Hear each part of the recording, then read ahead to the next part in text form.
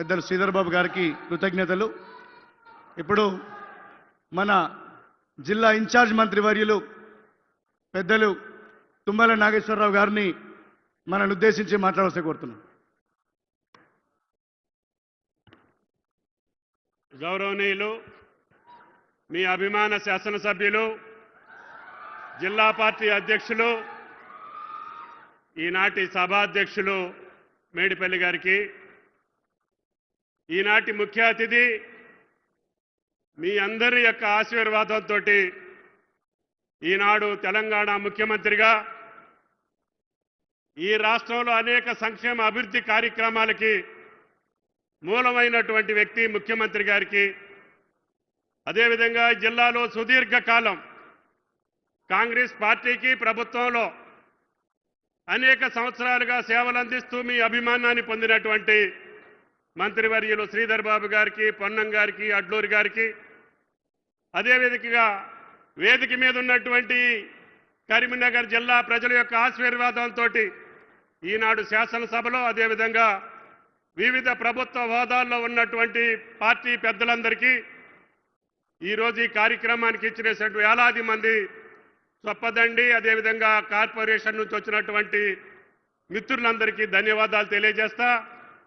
ఈనాడు అనేక అభివృద్ధి కార్యక్రమాల కోసం మేడిపల్లి గారి యొక్క ఆహ్వానం మేరకి ఆయన గారు ఇచ్చినటువంటి ఇంటిగ్రేటెడ్ స్కూల్ కావచ్చు, డిగ్రీ కాలేజీ కావచ్చు, అదేవిధంగా మహిళలకి సోలార్ విద్యుత్ కావచ్చు, అనేక పథకాలకి శంకుస్థాపన చేయడానికి ఇచ్చేసినటువంటి మన గౌరవ ముఖ్యమంత్రి రేవంత్ రెడ్డి గారు, ఆయన గారికి అసాధ్యం అనే అట్ని సుసాధ్యం చేయటమే ఆయన లక్ష్యంగా సామాన్యుడైనటువంటి రేవంత్ రెడ్డి గారిని, మామూలు మనిషి అయినటువంటి రేవంత్ రెడ్డి గారిని ముఖ్యమంత్రి చేసినటువంటి తెలంగాణ ప్రజల యొక్క రుణాలు తీర్చుకోవటం కోసం, వాళ్ళ ఆశలు నెరవేర్చడం కోసం, వాళ్ళ అవసరాలు తీర్చడం కోసం కాంగ్రెస్ పార్టీ ప్రతినిధిగా సోనియా గాంధీ గారు పంపిస్తే మీరు ఆశీర్వదిస్తే ఈనాడు ముఖ్యమంత్రిగా సుదీర్ఘకాలం ఈ తెలంగాణ రాష్ట్రాన్ని పట్టి పీడిస్తున్నటువంటి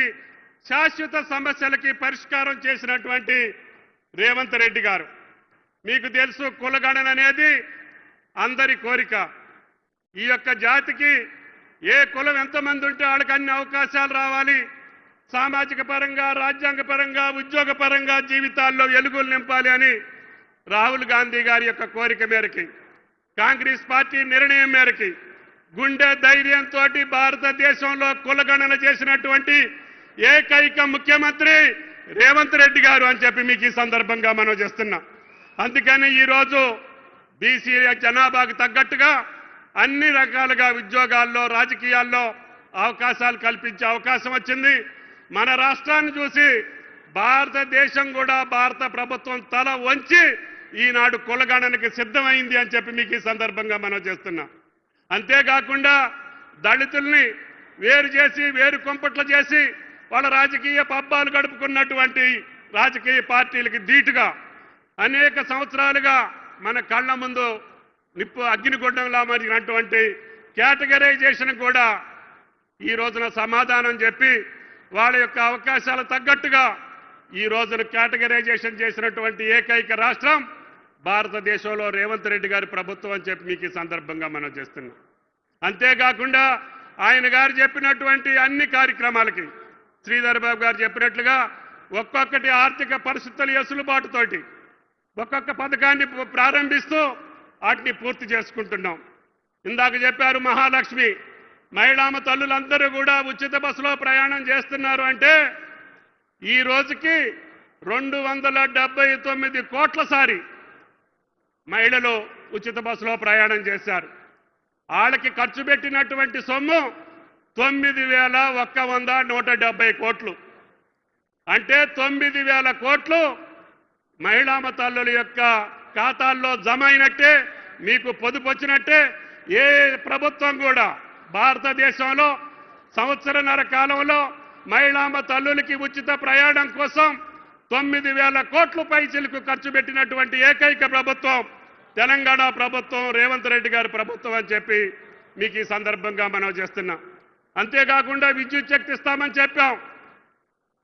రైతులకే కాకుండా పట్టణంలో ఉన్నటువంటి నిరుపేదలకి 52 లక్షల పైచిలుకు కుటుంబాలకి ఉచిత విద్యుత్ ఇస్తున్నాం. దానికి ఈ రోజుకి సుమారు 3,000 కోట్ల పైచిలుకు ఈ రోజున మీ ఖాతాల్లో జమ చేశాం. అంటే మీరు కట్టాల్సినటువంటి సొమ్ముని రేవంత్ రెడ్డి గారి ప్రభుత్వమే కరెంటు బిల్లులు కట్టి సుమారు 3,700 కోట్లు కరెంటు బిల్లులకి ఖర్చు పెట్టామని చెప్పి కూడా మీకు ఈ సందర్భంగా మనం చేస్తున్నాం. ఈ రకంగా ప్రతి పథకానికి కూడా వేల కోట్ల రూపాయలు ఖర్చు పెట్టాం. అదేవిధంగా నేతన్నలకి ఈ కరీంనగర్ జిల్లాలో తెలంగాణకి ఊపిరి పోసినటువంటి జిల్లా, తెలంగాణ ఉద్యమానికి ఊపిరి సలిపినటువంటి జిల్లా, తెలంగాణ సాధనకు ప్రాణాలు అర్పించినటువంటి జిల్లా, నేత కార్మికుల సమస్యలు కూడా ఆనాటి 10 సంవత్సరాల్లో పూర్తి కాకపోతే రేవంత్ రెడ్డి గారి నిర్ణయం ప్రకారం ఈ రోజున పాత బాకీలు కూడా చెల్లించి 1000 కోట్ల రూపాయలు చేనేత కార్మికులకు ఇచ్చి వాళ్ళ రుణమాఫీని కూడా రుణమాఫీ చేసి ఈనాడు వాళ్ళకి చేతి నిండా పని కల్పించి మాకు ఈ పని చాలు, ఇక మేము ఈ పని చేయలేము అని చెప్పి చేనేత కార్మికులు వచ్చేదాకా 24 గంటలు కష్టపడ్డా కూడా ప్రభుత్వ ఆర్డర్లన్నీ కూడా నేత కార్మికులకే ఇచ్చాం. దానికి సిరిసిల్లాయే కాదు, కరీంనగరే కాదు, తెలంగాణలో ఉన్నటువంటి ప్రతి నేత కార్మికుడికి యొక్క రుణం తీర్చుకున్నటువంటి ప్రభుత్వం రేవంత్ రెడ్డి గారి ప్రభుత్వం అని చెప్పి మీకు ఈ సందర్భంగా మనం చేస్తున్నాం. అదేవిధంగా రైతన్నలకి మీకు తెలుసు 2 సంవత్సరాల్లోనే సుమారు 1,10,000 కోట్లు ఖర్చు పెట్టినటువంటి ఏకైక ప్రభుత్వం భారతదేశంలో రేవంత్ రెడ్డి గారి ప్రభుత్వం అని చెప్పి మీకు ఈ సందర్భంగా మనం చేస్తున్నాం. మీరు పంట పండించడానికి 50,000 కోట్లు, పంట కొనటానికి 50,000 కోట్లు, ఉచిత విద్యుత్ కాకుండానే అనేకమైనటువంటి పథకాల కోసం 1,10,000 కోట్లు 2 సంవత్సరాల్లో ఖర్చు పెట్టినటువంటి ప్రభుత్వం రేవంత్ రెడ్డి గారి ప్రభుత్వం అని చెప్పి మీకు ఈ సందర్భంగా మనం చేస్తున్నాం. గతంలో మీరు చూశారు, ఏప్రిల్లో మేలో రైతు బంద్ వేసేవాళ్ళు. మేము నారు పోసే ముందు వేస్తున్నాం, నాట్లు వేసేటప్పుడు వేస్తా ఉంటే వాళ్ళ కడుపు మండుతా ఉంది.